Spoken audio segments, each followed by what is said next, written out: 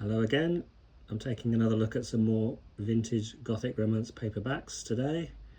There's a few turkeys in this collection.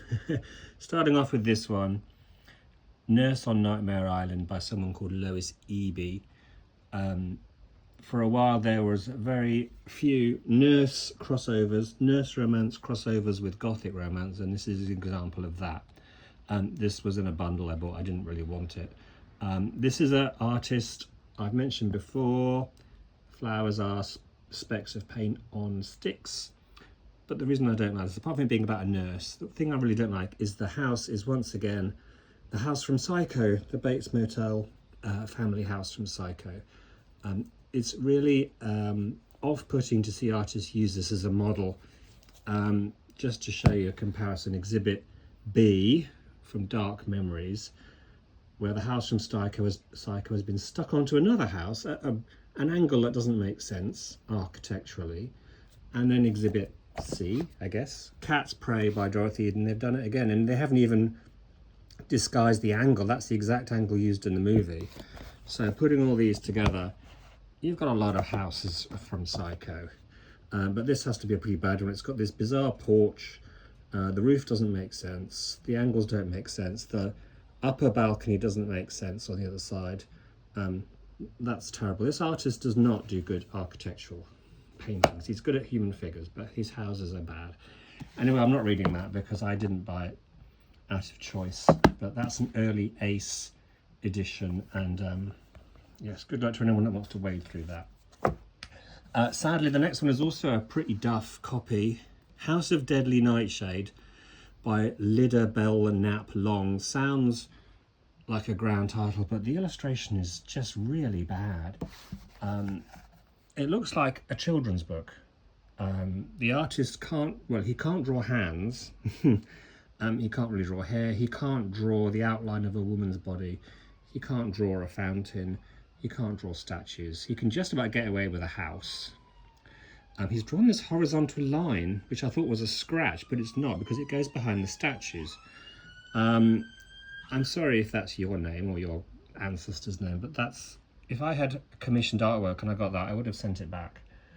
I guess, well, this is Beagle, so maybe they didn't have as much money and they got this cheap, but that's a truly terrible painting to go on a book cover, which is a shame, because that book wasn't as bad as some of the ones I've read. It's the usual story of an inheritance of a family of mysterious, sinister relatives and a girl who comes. Actually, there is a fountain in the story, so I will give them a point for knowing what was in the book, but what a terrible cover. Sorry. Okay, we've got a couple of Avon.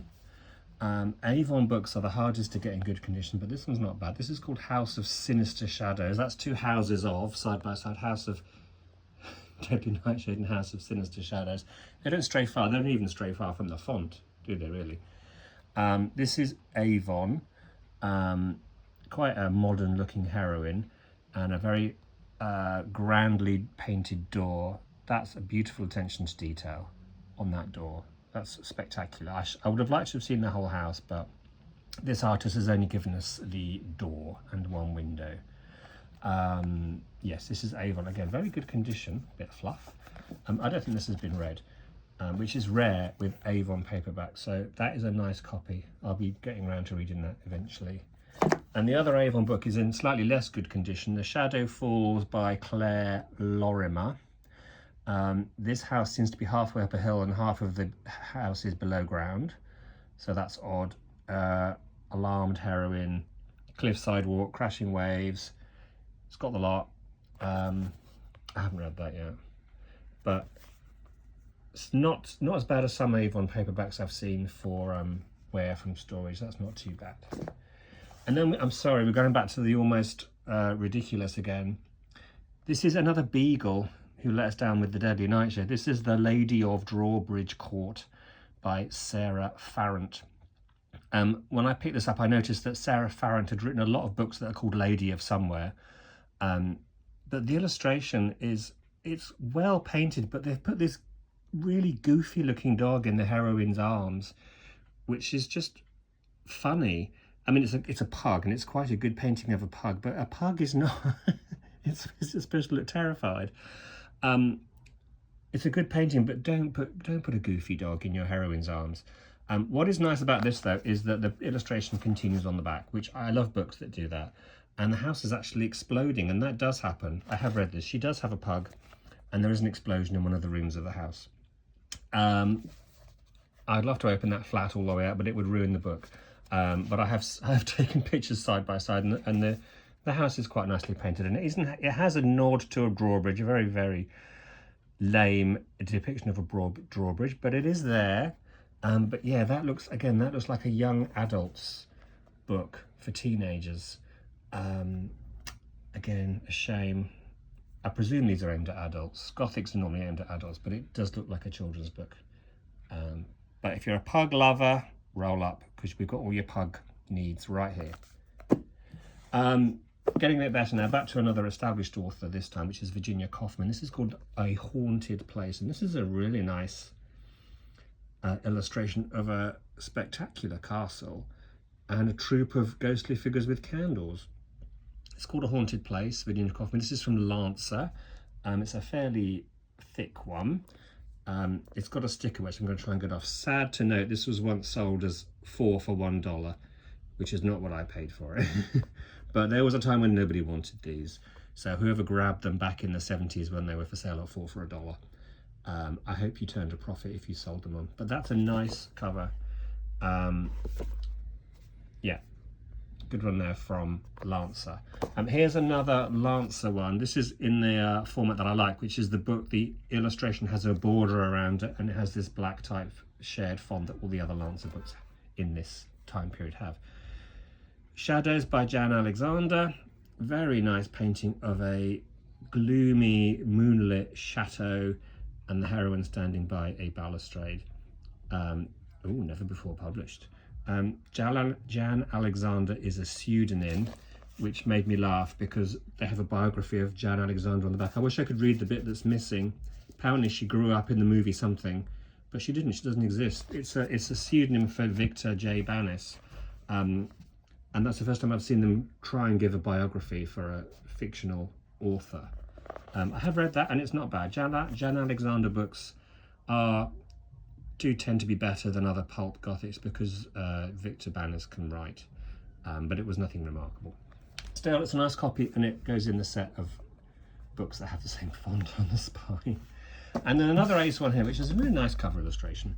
Helen R. Vonan and Garden of Grief. I think Helen R. Vonan is her real name.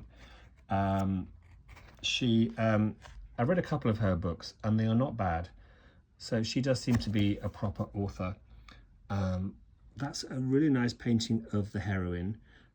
What I don't like is that the painter of the book left all this space around the heroine, obviously for the type and text of the book cover, but they didn't use it. They stuck the text on top of the house and left that uncovered. So what you've got is this really badly balanced, well, I think it's badly balanced, composition of the text at the top and a poor use of space, which is lovely. It looks like water colour that's run. That's a really nice image, but it was designed to have the text on it. So fail, Ace Books. This is not bad. I've read this one. Yeah, Helen R. Vonan isn't too bad as an author, and I do quite like that painting. I just wish I could have seen the house without the words on the top. And then finally, for this two queen-size Gothics from Popular Library. These are always my favourites. This particular one is not one of my favourites. There's a nice house in the background. It's called The Shadow over Pheasant Heath by Catherine Kimbrough, or Bruff. That's a pseudonym for John Kimbrough. He's got a lot of Gothics under the name of Catherine Kimbrough. I've seen this artist before. The paintings are often quite soft. The castle is quite nice, but the overall painting is quite soft. There's a signature there. I don't know who it is. Some of these all turned into a bloody dance of death. They always really go for the hyperbole. That's a nice copy because I don't think that's been read. So that's a good one. And then finally, this one, which I've seen on eBay for quite a lot of money. The Phantom Flame of Windhouse, also by Catherine Kimbrough. This has got one of those heroines' faces that's fading into the house, which I don't usually like, but because she looks so somber and the house looks so good, I think that cover is a winner. I think that is a great cover. It's a fairly fat one. This has been read, sadly. The Ghastly Spectral Flame. Yeah, they're really pushing it. These are just, you know, they're just romance books. Although not all of them are. Sometimes they go a bit ghoulish. I haven't read this one yet. I'll find out how ghoulish it is, if there really is a ghastly spectral flame in there somewhere. But that is a good one. Moonlit, rough sea, house on the cliff, heroine. And that's it. I hope you enjoyed that.